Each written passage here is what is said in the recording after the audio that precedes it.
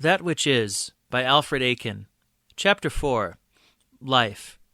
Is there anything that touches us more deeply than life? Is there anything of greater concern to the I that I am? But what is the general viewpoint concerning life? Does not the average so-called human assume life to be personal? Is not our every social, political, economic, and religious endeavor tied in with our concept of what life is, with living? How can we make a living? Can we raise our standard of living? What is the level of living of our neighbors, personal, national, international? And yet so few really know the meaning or nature of life. It is strange in a sense that what concerns us to the very core should be so little comprehended, understood. From the human concept, science has tried to investigate material existence. Medicine has probed into animal forms. Theology has pontifically explained it. But what is life?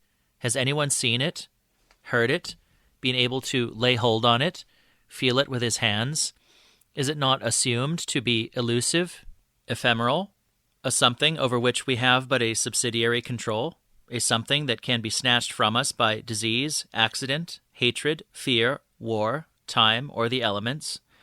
All modes of human thought base their conceptions of life as in the body of the person, the specific geographical location of its visible phenomenon.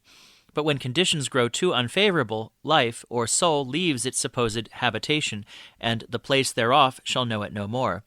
Psalm 103:16. It is gone, but where?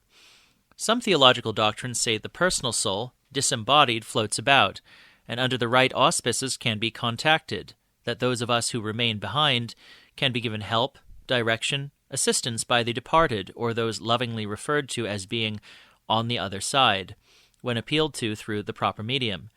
The merits or demerits of conflicting theories as such, whether classified as scientific, theological, or mere personal opinions, do not concern us in this work, nor are they under scrutiny. Let each and every one believe what he will. There is no one to stop him. In the realm of belief, who is to say what is right, what is wrong? What basis is there for comparison or judgment? Who is to be judge, and who is to plead the case? Before what jury, and what is the possible penalty?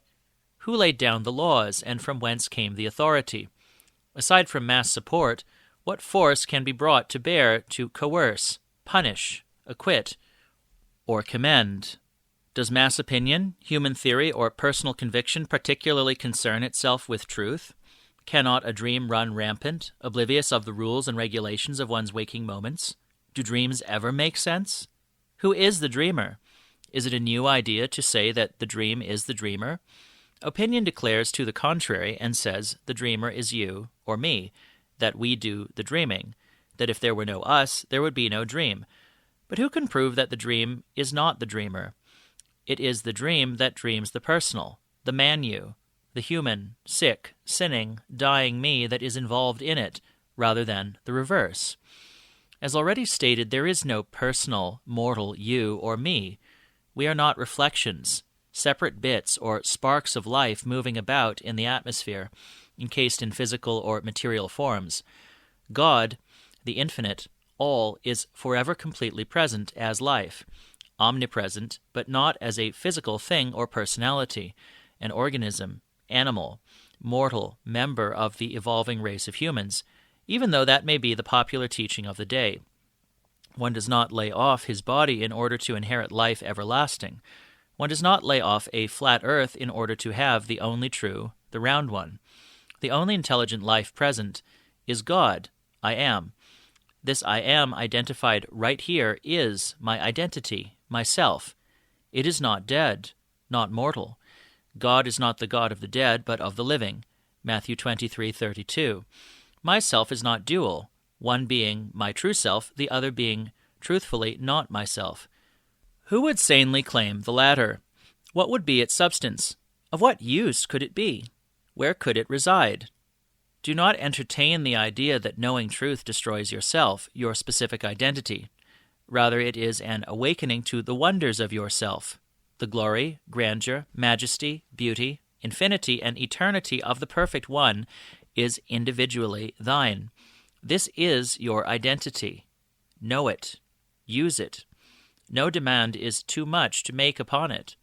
God, being all good and all life, without challenge, opposition, refutation, withholds no thing from present all-conceiving intelligence, all-perceiving self.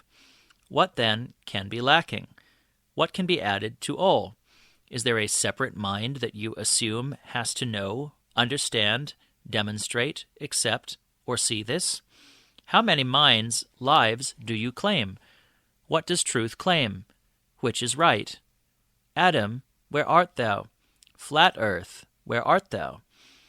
Each idea, thing, body, is as distinct forever in truth as the form rose is in the floral kingdom. The place of the rose is never usurped by the violet or the daisy. Throughout eternity, each idea, each body or thing is divinely identified as what it is. It is specific, not a copy, a duplication, or reproduction of any other body, form, or thing. The thing identified is not the identifier, not your I am identity. You include that thing you identify. It will take the whole of eternity for soul to unfold fully the unique loveliness of the life I am. There is no such thing as a dull moment in mind. There is no boredom, no static periods, no waits, no pockets of nothing happening. Life is omni-action, individually identified right here in truth as this I am self, with an infinitude of original variations to reveal and enjoy, and an eternity of constant perfect action wherewith to do it.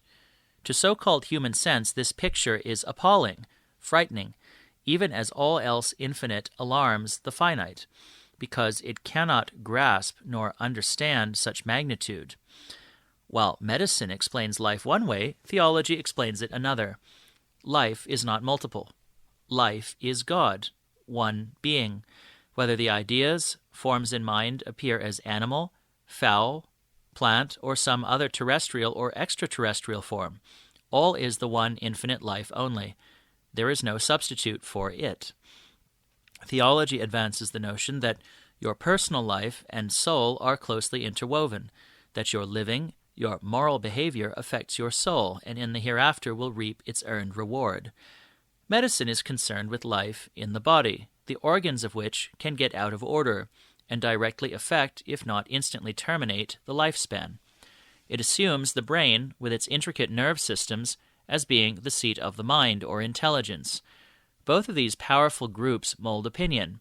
Both groups assume God, life, mind to be off there somewhere, while our identity, this living self, is supposed to be here inside a physical structure that is more or less controlling itself and us. In neither group is God acknowledged absolutely to be the only life present, the only action, all of all. Truth to them is not true. God is not one alone. To follow untruth is folly and cannot reveal the way of life. Lay aside all finite considerations, classifications, identifications, personifications, and let us rejoice that we are forever divinely active, that this life does not have to earn or make a living, that life is living, even as living is life, consciously aware of being individual, perfect action, not as an attribute of life, but as omnipresent life itself. This does not mean that one should stop eating, drinking, or doing what habit, education, usage has accustomed one to do.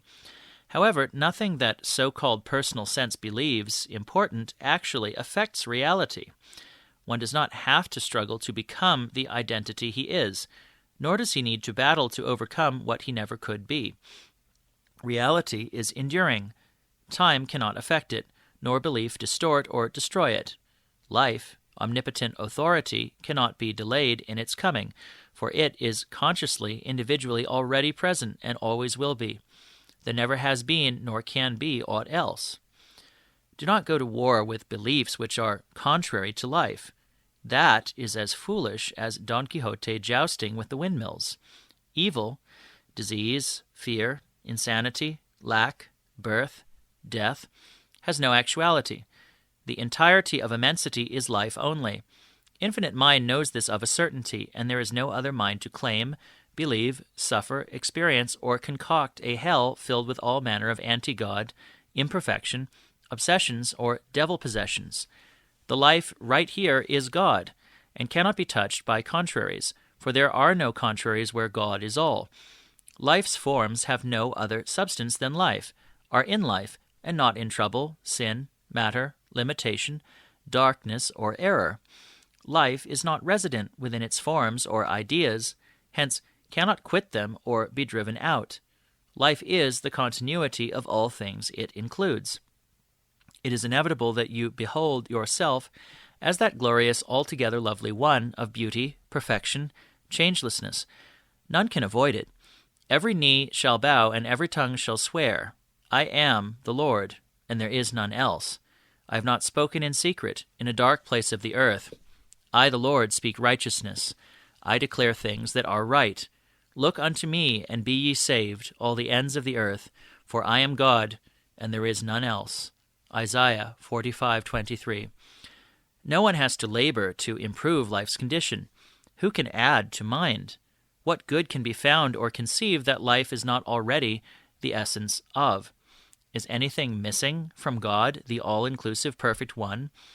So long as human intellect is the basis for deductions, confusion, chaos, lack, and darkness must prevail. At no point does the human touch the one I am. To look to the man-sense for light is like looking to the blind for guidance. Both shall fall into the ditch. Matthew 15:14. One does not have to enter into a false, suffering, or sinning mind and lay it waste or correct and educate it. Life being all, evil does not exist to be healed or destroyed. In truth, one can do nothing to nothing. It is no thing to begin with, and no matter how mass psychosis acts or reacts to it as something, nothing remains nothing forever. Not even God, omnipotence itself, can make a lie the truth. Truth is forever all there is of truth. Leave nothing alone. It can neither harm, hinder, nor aid one. Life, reality, is secure, stable, unchanged forever. Your identity is as permanent, perfect, free as life itself. It is life itself being individually conscious, alive to itself. In this light, things you now feel you require are important will fall into place. You will be aware of life more abundant than the wildest hopes or imaginings of any so-called personal conceiving. Fullness of being, thrilling joy, ceaseless delight, vital spontaneity, eager enthusiasm, and constant new discoveries of how wonderful I am will flood conscious self-awareness throughout eternity. All ideas that are of use right now, such as perfect body and the abundant supply of those things making up the heavens above, the earth beneath, the sea and the things therein, are spirit's norm. In the living light that is your soul self, there is no darkness at all, no accuser of our brethren. See Revelation 12:10. There is nothing anywhere that worketh or maketh a lie. Revelation 21:27. There is no loneliness, disease, deformity, separation, division, fear, or lack in God. This omnipresent, perfect life is not to come at some far off, some remote period after death and the grave have claimed you. It is the only life you be this very moment. The belief of time, age, or evolution will neither take anything from you nor give you aught. Life is perpetually full, glorious, complete, active, satisfying. The promised wage of death may be theologically popular, may have medical backing, general acknowledgement, and personal consent, but this in no wise alters the truth that God is life everlasting and does not die. At one time, during the Dark Ages, it was generally believed that this round earth was flat, but did the belief make it so? Never. Death is not the crowning achievement of life.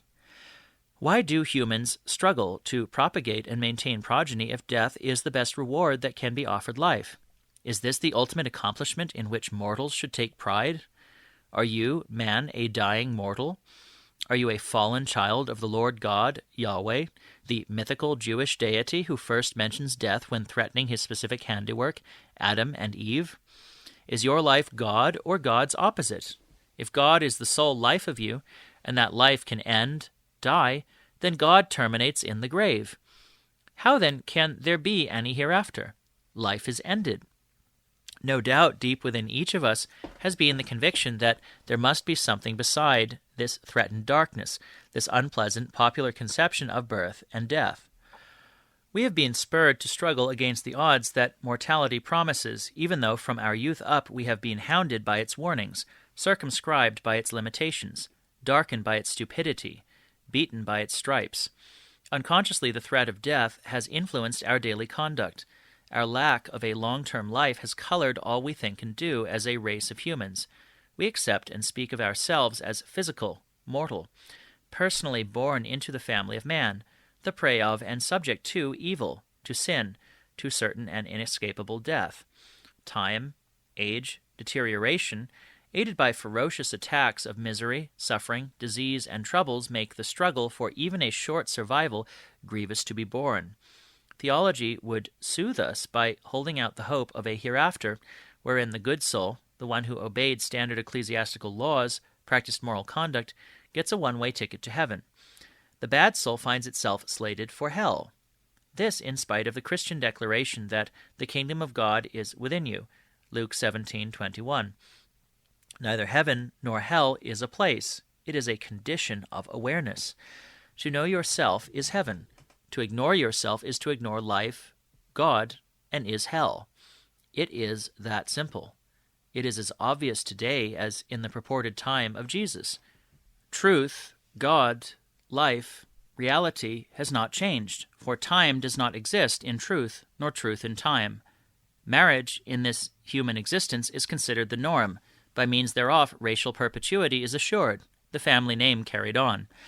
This biological getting together supposedly begets that spark of awareness called life in the flesh. In truth, God only is life, and God never marries, yet God continues forever as unabated, undiminished, unaltered, total life, indivisible, inseparable. How then does a portion of God originate in this conjugal union? To the man sense, it may seem a union of the sexes is requisite for life to continue on this planet. However, in truth, there is only one infinite, one all life, without variableness or shadow of turning. It is never portioned out, incubated, nor developed in such finite manner in the kingdom of heaven. God does not require the sex act in order to behold himself, life omnipresent. The process is mortal, not divine, and supposedly originated in the mist creation, Cain, a taker of life, being its first product. Life already being all, can it be increased or decreased by humans? Can changeless perfection be increased, multiplied by physical desire, or decreased by a supposititious devil who can slay God, life? Let it be made clear that we are not attacking marriage, its customs or usage, but we are pointing out that so long as one assumes life as being born, truth will remain obscure, and death the wages of sin, denial of God, life, Romans 6:23, will obtain in belief. In Luke 20:34-35, we read, Jesus answering said unto them, The children of this world marry, and are given in marriage. But they which shall be accounted worthy to obtain that world and the resurrection from the dead neither marry nor are given in marriage. In Logia it is recorded, Jesus said, I am come to destroy the works of birth. To have a beginning for life is to be assured of an ending. God only can see life as it is. Why? Because only God is life, is intelligence, mind, consciousness, awareness, presence. The human attempt to see life as coming into being, whereas in truth it is being, is the great dragon, that old serpent called the devil and Satan, which deceiveth the whole world. Revelation 12:9. So long as one's sense of life is within boundaries, limits, then his every act must be crowded into this short allotment. Each move then occurs at a specific time, a specific place, is measurable, hence can be predicted. Astrology claims mathematically to calculate this finite activity, and sometimes to a remarkable degree is accurate. It is like a railroad schedule which sets forth the hour of arrival of each specific train at each specific destination, based on the hour it starts from any given point. So astrology charts one's human journey through this vale of tears, the stations he stops at and his final demise, his last station, based on the place and exact minute of his start. One might call this a form of fatalism. It is. To believe you are a material person, humanly or biologically conceived, that life, God, begins by nerve irritation, to believe that you are man, is fatal. Mortals are as convinced that they must die as they are that they were born. Regardless of what is believed to happen to his soul, a mortal assumes that his body will be taken into custody by the grim reaper. He may be mourned as gone over, passed away, departed, but of a certainty he is sure he will not permanently remain here in a visible guise for the rest of us to do business with. Is it any wonder that those holding to this general concept of life suffer continued trouble and faintness of heart? Where such may be successful in accumulating much of this world's goods, power, fame, a large family, a following, he bears a sadness within his breast that he cannot take it with him. As he came into the world naked, so he must go out of it. Remember, dear reader, this is all concerning man, human sense, the biblical race of Adam and his progeny, which began under cover of an impenetrable cloud, darkness or mist, and continued in a deep sleep which fell upon Adam. Cain, having fulfilled his first major assignment as a mortal, leaves his parents and repairs to the land of Nod, sleep, slumber, dreamland, to renew or beget more of himself. Prior to Cain's conception, Adam and Eve already were permanently excluded from Eden, at the entrance of which hangs the sword of truth. Adam, man, the mortal, could not abide in God's presence. In order to till the ground from whence he was taken, Genesis 3:23, this theological myth of fleeting life, vulnerable identity, this separate personal existence that is supposedly capable of choosing between God and evil, could only pretend to thrive outside truth's boundary. Never could it survive an attempt to pass the sword of truth, God's allness, into heaven. That which denies truth is anti-life, anti-intelligence, anti-love, purity, perfection, can never return to reality, for it has no validity to begin with, has no original state to return to, nothing to give up, because it has never existed in truth. To infinite life, no change, no come and go, no fall and rise, no sin and redemption is possible. Life is the same Holy One, yesterday, today, and forever. From the omnipotent, all-knowing, all-inclusive One, the race of Adam is perpetually excluded. Medically looking into matter, flesh, physicality, animal structure has not revealed life's nature. Ignorance is not intelligence, truth, and cannot identify it. Only God knows God. No Adam, no human or finite sense ever has, nor ever can. The observance of man-made laws, rules, and dogma, whether theological or medical, general or personal, does not protect, preserve, or extend endless life. It is eternally perfect, safe, secure, active. Man does not possess nor experience life. The life you are living is not human. It is divine. There is no other. Life, God, does not look to biological reproduction in order to maintain its status quo as infinite, ever present, nor does it demand reconciliation, redemption, reclamation, propitiation, atonement, sacrifice.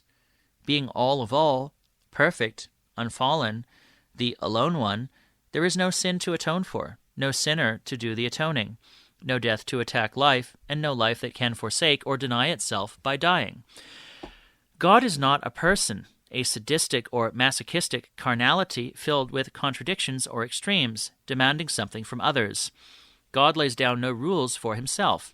Such would imply dimensions, that perfection could err if not held within boundaries, limits, and could incur penalty for infractions, for its sins of omission and commission. To the one infinite being there can be no law whatever, no rule. Perfection does not limit, circumscribe, or place boundaries about itself. Being boundless, almighty omnipresence leaves no evil, no opposite, no violation or violator, no penalty. God knows no restrictions, prohibitions, no situation or condition in which a law would be of use or have weight, authority. God himself is all authority, and always does that which pleases him. Stop delving into or depending on human standards, classifications, limitations, for these are foolishness to truth.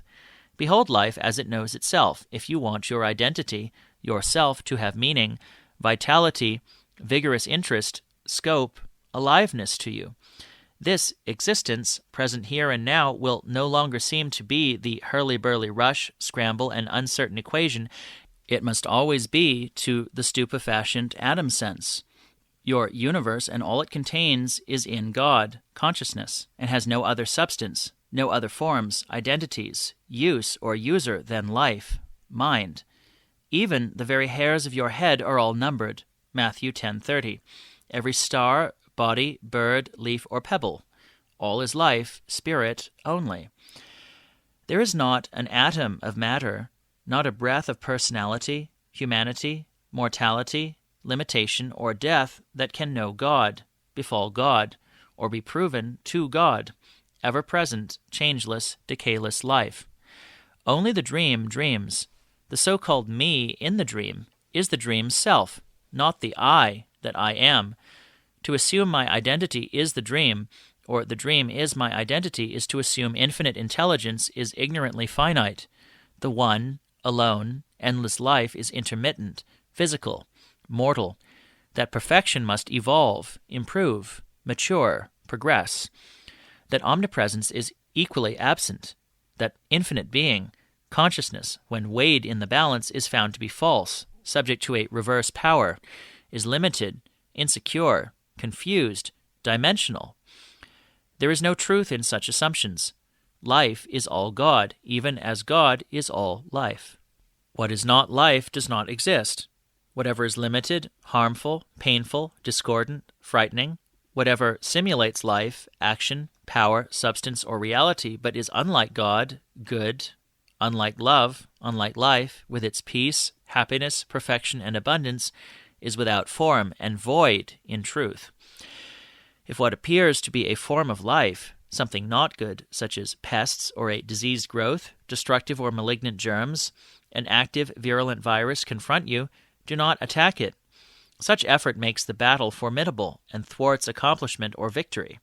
Turn wholly to the one infinite mind, the all-present, for herein is no contrary or diseased life, presence, or action. My conscious mind is not guilty of a sin of omission, nor of commission.